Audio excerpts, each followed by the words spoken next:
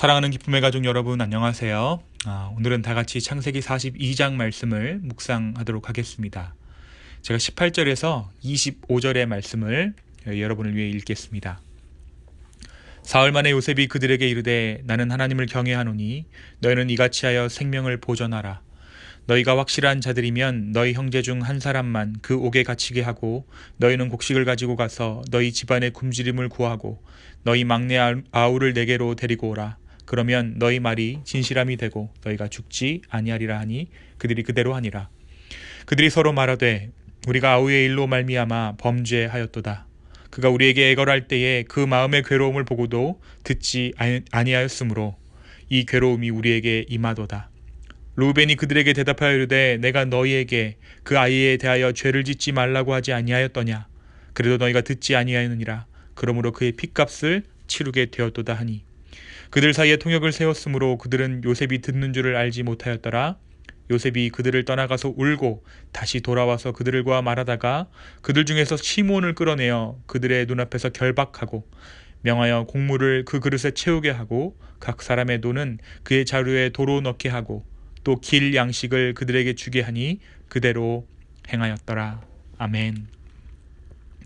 우리가 어제 말씀에서 요셉이 애굽에 팔려온 지 13년 만에 그 땅의 총리가 된 이야기를 함께 나누었습니다. 그리고 드디어 오늘 애굽의 총리가 된 요셉과 그의 형제들이 상봉하게 되는 장면을 오늘 말씀은 담고 있습니다. 창세기 42장에서 드디어 요셉과 그의 형제들이 만나게 된 것이죠. 애굽뿐만 아니라 온 세계에 들었던 기근은 야곱 가문에게도 위기였고 야곱은 곡식을 구하기 위해 자기의 아들들을 애굽으로 보냅니다. 요셉은 양식을 사러 내려온 형들을 이내 알아보았지만 형들은 요셉을 알아보지 못했습니다. 요셉이 애굽의 총리가 되어 있을 것이라고는 상상조차 할 수 없었기 때문입니다. 요셉은 곡식을 사러 온 형들에게 정탐꾼이라는 누명을 씌워 차갑고 냉정하게 가혹하게 다룹니다. 누명을 쓰게 된 요셉의 형제들은 자신들이 평범한 아버지의 아들들임을 밝히고 형제 중 하나는 집에 있고 하나는 없어졌다고 얼버무립니다. 사실 요셉은 형들의 입을 통해 자신을 애굽에 팔아버린 사건을 어떻게 해석하는지 알아보고 싶었을 것입니다. 또 자기의 형제 베냐민의 안부도 궁금했을 것입니다. 결국 요셉은 그들이 결백을 증명하려면 9명이 애굽에 남고 1명이 가나안에 가서 나머지 막내 동생을 데려오라고 압박합니다. 3일이 지난 후 요셉은 시므온만 감옥에 남긴 채 나머지 형들은 석방합니다. 9형제를 가나안 땅으로 돌려보내면서 앞으로 양식을 사려면 반드시 막내 동생을 데려와야 할 것이라는 조건을 내걸기에 이릅니다. 이 과정 중에 형제들은 자신들이 애걸함에도 애굽 총리가 자신들을 차갑게 가혹하게 대하는 것을 두고 과거 자기들의 죄를 생각하게 됩니다. 구덩이 속에서 애걸하며 좀 살려달라고 소리쳤던 동생 요셉의 모습이 자신들의 상황과 맞물려 떠올랐기 때문입니다. 그리고 이내 자신들이 행했던 동생 요셉을 향한 악행 때문에 그들이 하늘의 벌을 받고 있다고 생각하기에 이릅니다. 그리고 우리가 잘 아는 것처럼 죄의 본질이 드러나요. 루벤이 자신의 책임을 자기 동생들에게 전가합니다. 하지만 이 모든 것이 요셉의 연극이었습니다. 요셉은 이 연극을 통해 형들의 죄를 뉘우치게 할 뿐 아니라 동생 베냐민과 아버지 야곱을 만나야 했기 때문입니다.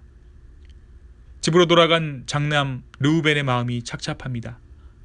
시몬이 아직 애굽에 볼모로 잡혀있을 뿐 아니라 베냐민까지 데려가야 한다는 이야기를 아버지 야곱에게 해야 했기 때문입니다. 이 상황에서 아버지 야곱은 요셉과 시므온을 잃은 것에 이어 베냐민까지 잃을 것을 염려해 애굽으로 다시 가는 것을 만류합니다.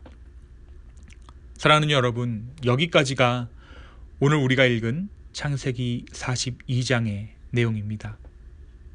오늘 말씀은 우리에게 무엇을 이야기하고 있습니까?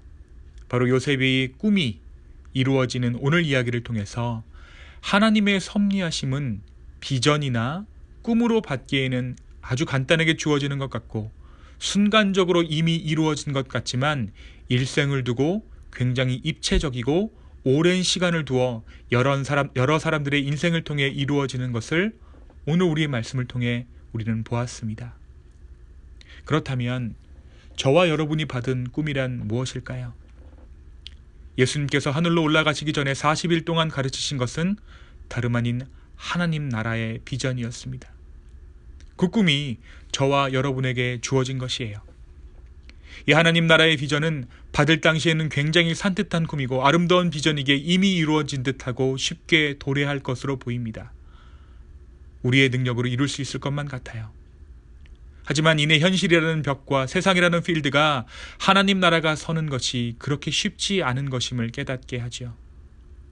정작 우리 가정조차 하나님 나라로 세울 수 없는 것이 우리라는 것을 우리가 절실히 깨닫게 됩니다.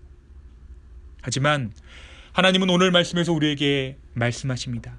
그 꿈은 반드시 하나님을 통해 이루어질 것입니다. 요셉의 꿈을 요셉이 꾸게 된 그 당시에 이미 이루시고 그의 인생을 전개해 나가셨듯이 이미 하나님 나라를 이루신 하나님은 우리의 인생도 이미 이루어진 하나님의 꿈 안에서 전개시켜 나가시고 계십니다. 그 가운데 요셉에게 환난과 역경이 필연적으로 따랐듯이 우리의 삶도 하나님 꿈 안에서 환난과 고통을 겪게 됩니다. 우리의 삶 가운데 어려움이 있고 고통이 있다라는 것이죠. 요셉이 과연 이 순간까지 꿈을 기억하고 있을까요? 글쎄요. 그 꿈을 기억하고 못하고는 이미 중요한 것이 아닐지도 모릅니다. 이미 요셉은 그 꿈 안에 살고 있으니까요. 저 여러분이 하나님의 비전을 받았는지 안 받은지 기억하는 것은 중요하지 않습니다. 오늘 이 아침에 이 메시지를 듣고 있다는 것이 하나님의 꿈 가운데 여러분이 머물고 있다는 증거이기 때문입니다. 사랑하는 여러분, 하나님께서는 결코 하나님의 꿈을 포기하지 않으십니다. 다시 말하면 하나님께서는 결코 우리를 포기하지 않으세요. 우리를 부르실 때 완성하신 그 꿈이 우리를 인도하고 있습니다. 오늘 말씀에서 형제들은 자신들이 애굽 총리에게 애걸할 때에 비로소 요셉의 절규를 듣습니다. 자신들이 절규할 때에 비로소 요셉이 그 구덩이 안에서 부르짖었던 절규를 들을 수 있었던 것이죠. 우리에게 환난과 어려움이 있다는 것은 고통을 헤아리라는 주님의 은혜입니다. 하지만 그것이 요셉이 형들에게 그랬듯이 형벌은 아닙니다. 그것은 관계에 대한 물음입니다. 그런데 여러분, 예수 그리스도 안에 있는 자들은 이 죄를 르우벤이 한 것처럼 전가하면 안 돼요. 그냥 내가 죄인입니다 라고 고백해야 하는 것입니다. 우리도 살다 보면 다가오는 고통을 죄의 결과로 해석할 때가 있지요. 내가 그때 그 죄를 지어서 내가 지금 이렇게 산다. 이 고통이 내가 그때 그 죄 때문이다. 하지만 모든 죄의 고통은 십자가에 예수님께서 담당하셨습니다. 오히려 우리의 자책은 우리의 교만함을 이야기할 뿐입니다. 이따금씩 다가오는 죄의 기억들은 다만 예수님과 나의 관계를 물으시려는 주님의 날카로운 질문입니다. 3번씩이나 예수를 부인했던 베드로를 찾아오셨던 예수님처럼 말이죠.